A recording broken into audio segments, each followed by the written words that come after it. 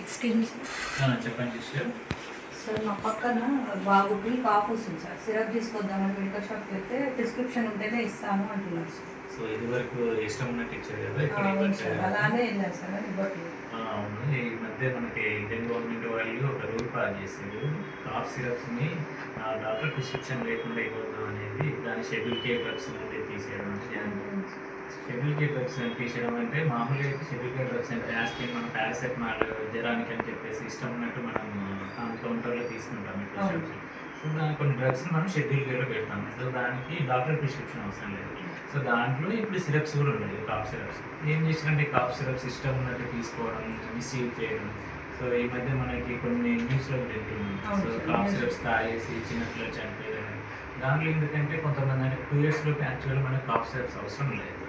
So అలానే కొంతమంది cough సిరప్స్లో ethylene glycol అని, డైథిలిన్ గ్లైకాల్ అని కొన్ని సబ్స్టాన్సెస్ ఉంటాయి. సో మనం వాటి ఎక్కువ మోతాదులో ఉన్నప్పుడు ఆ సిరప్ మనం తీసుకున్నప్పుడు సో డాక్టర్ అవసరం లేకుండా కొంతమంది తీసుకొని యూజ్ చేస్తూ ఉంటాం. సో అలాంటి టైంలో ఏమైతే అంటే పాపకి వామిటింగ్స్ రావడం, విరేచనాలు రావడం, సో దాని మీద కిడ్నీ మీద పడిపోయి కిడ్నీ ఫెయిల్యూర్ అయ్యి చనిపోవడం అనేది జరుగుతుంది. ఇది సాధారణ కొన్ని ప్లేస్లో మనకు జరిగిందని న్యూస్లో. సో అందుకు అలానే మళ్ళీ కొంతమంది డ్రగ్స్కి అడిక్ట్ అయిన వాళ్ళు ఉంటారు. డ్రగ్స్ దొరకనప్పుడు ఏం చేస్తారంటే ఈ సిరప్ కోడిన్ కానీ కెఫిన్ లాంటివి ఉంటాయి, కొంచెం మత్తిస్తాయి అనమాట. సో వీళ్ళు కూడా ఏం చేస్తారు, ఆ డ్రగ్స్ దొరకనప్పుడు వెళ్ళేసి కౌంటర్లో సిరప్స్ కొన్ని సిరప్స్ తీసుకోవడం, సో తాగడం, మిస్యూజ్ చేయడం. సో ఇట్లా జరుగుతుంది అనమాట. అందుకోసమని ఇవన్నీ కాకుండా ఇండియన్ గవర్నమెంట్ వాళ్ళు ఈ సిరప్స్ని షెడ్యూల్ కే డ్రగ్స్ నుండి తీసేస్తారు అనమాట. సో ఖచ్చితంగా మనం కాఫ్ సిరప్ కావాలంటే ఖచ్చితంగా ఏదైనా రిజిస్టర్ మెడికల్ అంటే మనకి డాక్టర్ ప్రిస్క్రిప్షన్ అవసరం ఉన్నప్పుడు మాత్రమే ఇవ్వడం జరుగుతుంది. ప్రిస్క్రిప్షన్ రాసుకోండి. ఓకే సార్, పేషెంట్ తీసుకురంటే చూద్దాము. ఒకసారి చూసి రాస్తాం. Thank you sir. So sister అడిగింది కదా షెడ్యూల్ కే డ్రగ్స్ అంటే ఏంటి సార్, అసలు ఈ షెడ్యూల్స్ ఏంటి సార్, సో ఎందుకు ఇప్పుడు కాఫ్ సిరప్స్ ఇవ్వట్లేదు అనే దాని గురించి మనం ఇప్పుడు ఆ షెడ్యూల్స్ ఏంటి, సో ఆ రూల్స్ ఏంటి అనేది తెలుసుకుందాము. సో మనకి అలోపతి డ్రగ్స్ లో కొన్ని సైడ్ ఎఫెక్ట్స్ అనేవి వస్తుంటాయి యూజ్ చేయడం వల్ల. సో ఆ సైడ్ ఎఫెక్ట్స్ అనేవి తెలియకపోవడం వల్ల, కొంతమంది మిస్యూజ్ చేసుకోవడం వల్ల, సో దీనివల్ల వచ్చే హెల్త్ ఇష్యూస్ తగ్గించడానికి కొన్ని రూల్స్ అనేవి మన ఇండియన్ గవర్నమెంట్ తీసుకొచ్చింది. అదే డ్రగ్స్ అండ్ కాస్మెటిక్ రూల్స్ 1945. దీంట్లో బట్టి మనకి డ్రగ్స్ ని కొన్ని షెడ్యూల్స్ లాగా డివైడ్ చేసేసి కొన్ని డ్రగ్స్ ని ఖచ్చితంగా డాక్టర్ ప్రిస్క్రిప్షన్ లేదా డాక్టర్ అబ్జర్వేషన్ మాత్రం ఇవ్వాలని కొన్ని రూల్ తీసుకొచ్చింది. దాంట్లో ఆ షెడ్యూల్స్ లో షెడ్యూల్ జి అని, షెడ్యూల్ హెచ్ అని, షెడ్యూల్ ఎక్స్ అని, సో ఇలాంటి డ్రగ్స్, ఈ షెడ్యూల్ లో ఉన్న డ్రగ్స్ ఖచ్చితంగా డాక్టర్ ప్రిస్క్రిప్షన్ తో మాత్రమే ఇవ్వాల్సి ఉంటుంది.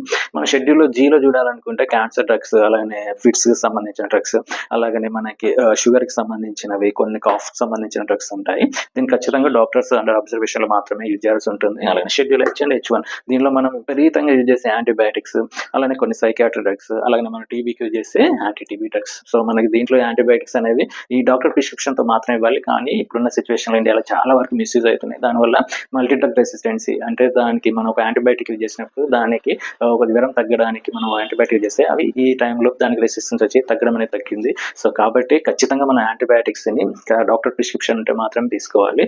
సో అలానే మనకి ఈ మధ్య కోవిడ్ పాండమిక్ వచ్చింది కదా, అప్పుడు కూడా ఇష్టం ఉన్నట్టు యాంటీబయాటిక్ యూజ్ చేయడం జరిగింది. ఇంకో విషయం ఏంటంటే కొత్తగా యాంటీబయాటిక్స్ రీసెర్చ్ చేయమంటే కొత్తగా యాంటీబయాటిక్స్ ఇన్నోవేషన్ ఏం జరగట్లేదు. పాత వాటిని మనం యూజ్ చేసుకోవడం జరుగుతుంది. అలాగే మనకి ఇంకొక పాండమిక్ వచ్చింది అనుకుంటే ఖచ్చితంగా ఇప్పుడున్న యాంటీబయాటిక్ ఏదైనా పని చేయకపోవచ్చు. దానివల్ల మనకి 28% వాళ్ళకి డెత్ రేట్ పెరిగే ఛాన్సెస్ ఉంటాయి. అలాగే షెడ్యూల్ ఎక్స్ డ్రగ్స్, దీంట్లో మనకి నార్కోటిక్స్ అంటే డ్రగ్స్, మార్ఫిన్ లాంటివి, కోడిన్ లాంటివి, అలానే సైకియాట్రిక్ డ్రగ్స్ అనేవి వస్తుంటాయి. సో షెడ్యూల్ ఎక్స్ లో ఉన్న డ్రగ్స్ ని మనం ఏదైనా ప్రిస్క్రిప్షన్ మెడికల్ షాప్ లో ప్రిస్క్రిప్షన్ లో మనం తీసుకుంటే ఆ ప్రిస్క్రిప్షన్ కాపీని ఖచ్చితంగా 2 years వరకు ప్రిజర్వ్ చేసి ఉంచుకోవాలి, దాచి ఉంచాలి.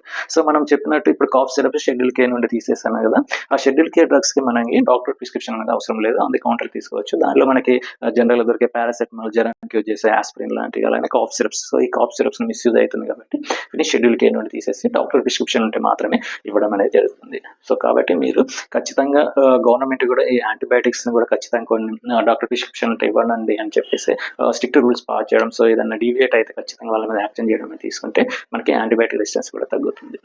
సో ఈ డ్రగ్స్ వల్ల వచ్చే సైడ్ ఎఫెక్ట్స్ తెలుసుకుంటే మనం ఆన్ ది కౌంటర్ కాకుండా మనం డాక్టర్ దగ్గరికి వెళ్ళేసి మీకు ఎలాంటి డిసీజ్ ఉంది, దానికి ఎలాంటి డ్రగ్స్ వాడాలనేది ప్రిస్క్రిప్షన్ తీసుకొని డ్రగ్స్ వాడుకుంటే బెటర్. సో గూగుల్ కానీ, ఆర్టిఫిషియల్ ఇంటెలిజెన్స్ కానీ, దానిలో వెతికిలాడి తీసుకుంటే ఖచ్చితంగా మీకు సైడ్ ఎఫెక్ట్స్ వచ్చే ఛాన్సెస్ ఉంటాయి. Stay safe. Thank you.